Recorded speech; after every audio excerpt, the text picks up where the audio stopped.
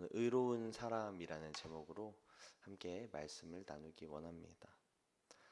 오늘 또 이 시편에 이 다윗의 시라고 적힌 이 시편은요, 어제도 다윗의 시였는데, 어제는 죄인의 간구였는데, 오늘도 다윗의 시인데 의로운, 아주 자신이 완전함에 거한 그 상태를 고백하고 있습니다.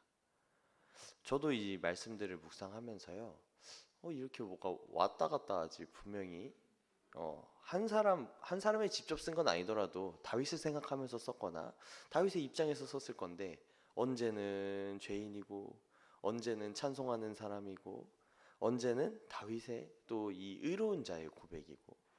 근데요, 저의 삶이 또 그렇습니다. 저도 때때로 하나님께 아니면 사람들 앞에 나는 당당하다, 나는 옳은 길을 따라서 살고 있고, 내가 사역자인데 내가 더 복받아야 되지 않고, 이렇게 이야기할 때도 있고, 때때로는 하나님을 찬송하며 내 마음속에 있는 기쁨을 드릴 때도 있고, 때때로는 너무 괴로워하며 주님 내가 외롭습니다 이렇게 애통할 때도 있는, 이게 바로 우리의 삶이 아닌가. 그래서 이 제목들을 제가 첫날부터 찬송하는 사람, 애통하는 사람, 그리고 오늘은 의로운 사람, 사실 이 성경의 말씀들을 묵상을 하다 보면요, 이 성경 속의 이야기들이 우리는 하나님의 말씀이라고 하지만, 우리가 말씀이라고 하면 사실 이 설교 강단에서 제가 지금 선포하고 있는 거와 같이 이렇게 해야 됩니다, 이건 이런 겁니다, 이렇게 돼 있는 게 말씀이어야 하는데, 이 성경에는 그렇게 적혀 있는 부분이 많지 않습니다. 그저 하나님을 따라 살아가는 그 사람들의 이야기가 적혀 있고요, 우리 믿음을 따라서 살았던 그 사람들의 간증들, 그것이 성경에 적혀 있을 뿐입니다. 물론 그 안에 하나님께서 하시는 그 당시에 그 사람들에게 하셨던 그런 생생한 말씀들이 들어가 있기도 하지만, 뭔가 우리에게 직접 하시는 말씀이라기엔 그 다른 사람들에게 하는 것과 같은, 근데 우리는 이것을 믿음으로 하나님의 오늘날 우리에게 주시는 말씀으로 받아들이고 있지 않습니까? 바로 이 시편의 이 고백들이요, 바로 우리의 고백이 되어야 하는 이유입니다. 여러분들은 이렇게 고백하신 적 있습니까?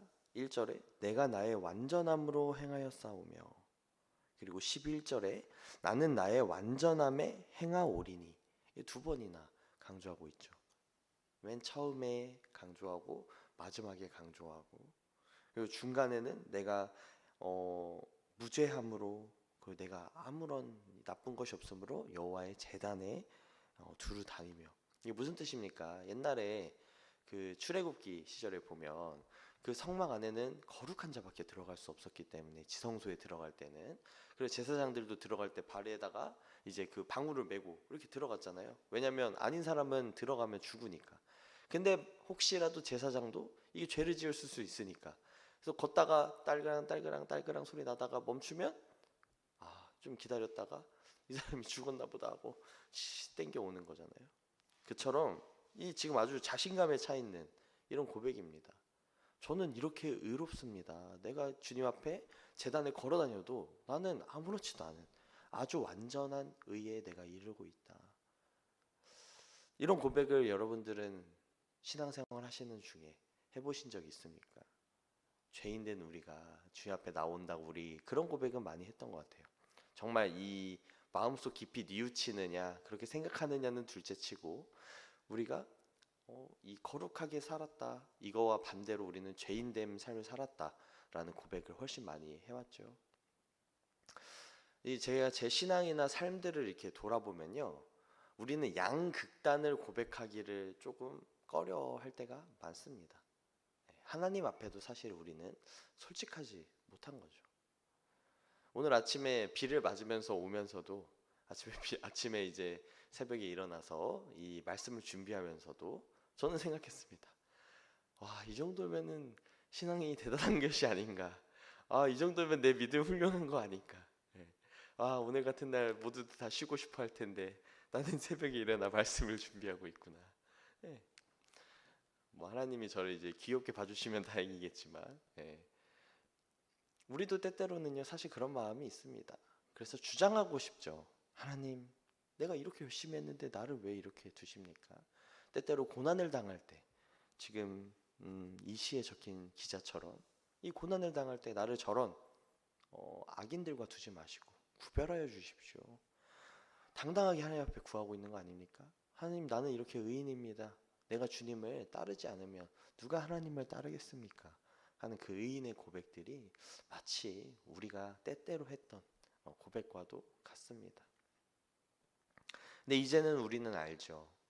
예수님의 은혜를, 그 복음을 들은 자로서 우리가 얼마나 죄악된 사람인지, 우리 스스로는 설 수 없는 사람인지 알면서도 우리는 그런 마음으로 하나님 앞에 나아가고 있는 것은 아닌가. 저는 이제 어릴 때부터 저 스스로를 많이 돌아봤습니다. 이제 첫째 형과 이제 막내인 동생 사이에 껴가지고, 이 둘째는 눈치가 는다고 하잖아요. 저도요, 저의 존재 가치를 어릴 적부터 생각했습니다. 내가 이 집안에서 어떤 역할을 해야 되는가? 내가 이 첫째와 막내, 그리고 또 뭐 저희 형제들이 그렇게 모나지 않았기 때문에 또 첫째는 첫째답게 듬직하고 그리고 믿음직스럽고, 막내는 막내답게 그리고 귀엽고 뭐 부모님한테도 잘하고, 제가 잘 못하는 말들 막 선물을 받았을 때도 쉽게 막 표현하곤 하거든요.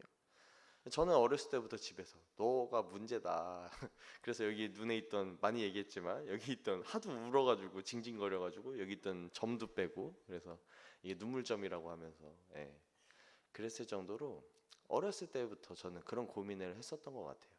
내가 어떤 역할을 해야 되는가? 내가 어떤 사람인가? 저를 수없이 많이 돌아봤습니다. 제 신앙도 그렇습니다. 내가 왜 사역자가 되어야 하는가? 왜 하나님께서 나에게 복을 주셔야 하는가? 왜 우리 교회가 부흥해야 되는가? 내 신앙이 왜 지켜져야 되고 왜 하나님이 나의 기도를 들으셔야 하는가? 그렇게 수없이 고민을 했는데 이 시편의 말씀들을 읽다 보면 저만 고민한 게 아니더라고요. 때때로는 내가 하나님을 이렇게 찬송하니 하나님 나를 구원하소서. 때때로는 주님, 내가 이렇게 괴롭고 죄인이지만 주님 나를 긍휼히 여기사, 내가 이렇게 슬프니 주님 나를 구원하소서. 때때로는 하나님이여, 내가 이렇게 의롭습니다. 하나님, 내가 이렇게 당당하게 주님 앞에, 제가 아니면 주님을 증거할 자 누굽니까? 고백하게 되죠. 오늘 이 아침에 나오신 여러분들은 주님 앞에 어떤 고백을 드리시겠습니까? 오늘 이 아침에 주님께 어떤 마음으로 나오셨습니까? 어떤 마음으로 주님 앞에 나의 구원을 구할 거고 복을 주시는 하나님께 복을 구하겠습니까? 어떻게 우리 교회가 부흥되어야 됨을 증명하겠습니까? 이 믿음의 삶들을 바라보면요, 하나님이 우리에게 거저 주시는 은혜지만 아무도 그 믿음의 응답이 없이는 이루어진 것이 없습니다. 히브리서 11장의 믿음장이라고 하죠. 제가 정말 좋아하는 11장, 12장인데요.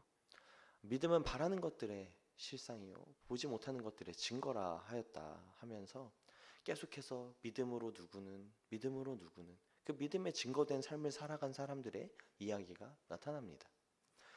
우리가 지금 이 성경 속의 이야기는 그저 지금으로 3000년 전, 2000년 전의 그 이야기지만 우리의 삶도요, 지금 성경에 쓰여지고 있다면 그렇게 기록되어야 되는 삶이어야 되는 것 아닙니까?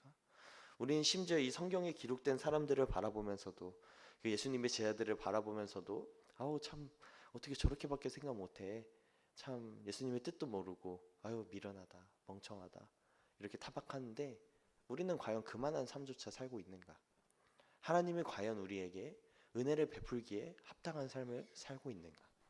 오늘 시편에 담겨있는 시인의 이 고백을 통하여서 우리의 삶을 되돌아보기를 소망합니다.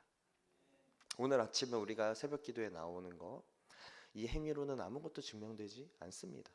물론 여러분들 너무 훌륭하지만 그거 있죠. 미운 놈은 떡 하나 더 주는 거고, 잘하는 사람한테 이제 더 혼내가지고 더 잘하게 하는 것처럼 여러분들에게는 이걸 들을 만하시니, 우리 신앙의 삶은요, 사실 더 잘 믿을수록, 더 하나님을 알아갈수록 더 가혹해집니다. 우리가 더 열심히 할수록 더 많은 짐이 우리에게 주어지는 게 신앙의 삶이에요.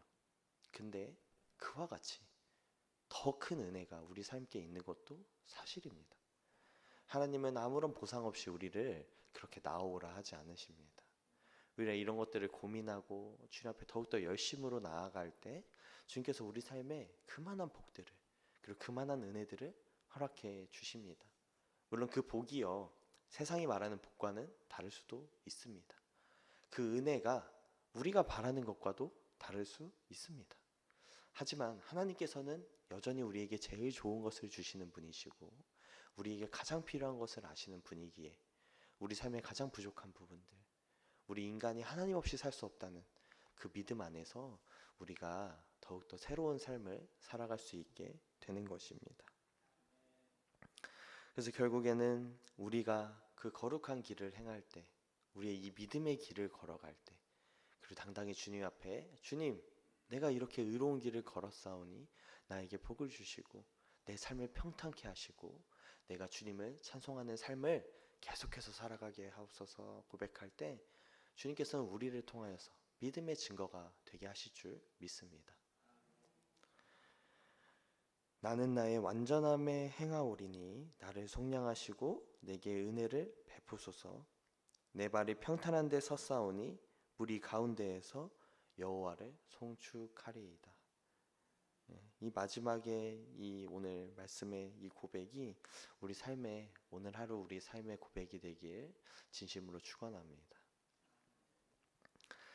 오늘 이 시간 이렇게 기도하며 나가기 원합니다. 첫 번째로 우리의 삶을 돌아보며 우리가 정말 의로운 삶을 살 수 있기를, 주님이 구원하시기에, 주님이 사용하시기에 합당한 삶이 되기를, 주님 나를 사용하소서 이렇게 고백하기에 정말 부끄러움이 없는 삶이, 그런 삶이 어디 있겠습니까?